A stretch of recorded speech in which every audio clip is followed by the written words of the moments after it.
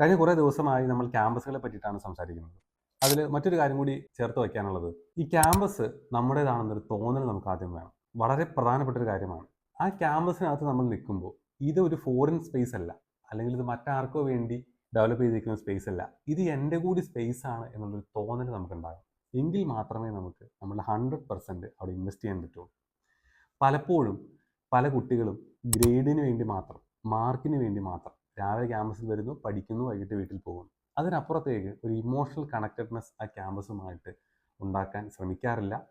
അത് അവരുടെ മാത്രം പ്രശ്നമല്ല, ആ ക്യാമ്പസിൻ്റെ ചില സാഹചര്യങ്ങൾ കൊണ്ട്, ചിലപ്പോൾ ചില അധ്യാപകരുടെ പെരുമാറ്റ രീതികൾ കൊണ്ട്, മാനേജ്മെൻറ്റിൻ്റെ പ്രശ്നങ്ങൾ കൊണ്ടൊക്കെ അങ്ങനെ വരാം. എന്നിരുന്നാലും ഞാൻ പറയുകയാണ്, നിങ്ങൾക്ക് നിങ്ങളായിരിക്കുന്ന സ്ഥലം, നിങ്ങൾ ഏറ്റവും കൂടുതൽ സമയം സ്പെൻഡ് ചെയ്യുന്നത് നിങ്ങളുടെ വീട് കഴിഞ്ഞാൽ ക്യാമ്പസിലാണ്.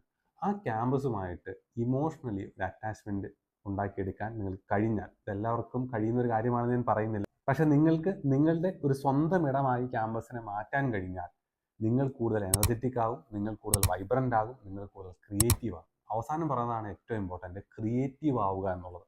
അപ്പോൾ ഒരു വിദ്യാർത്ഥിനിയെ ക്രിയേറ്റീവ് ആക്കുന്നത് sense of belonging to the campus, ഞാൻ ആ ക്യാമ്പസിൻ്റെ ഒരു പാർട്ട് ആൻഡ് പാർസലാണെന്ന് തോന്നുന്ന രീതിയിലേക്ക് കാര്യങ്ങൾ മാറിയാൽ മാത്രമേ ആ ഒരു രീതിയിലേക്ക് വിദ്യാർത്ഥികൾ വളർന്നു വരികയുള്ളൂ. Thank you.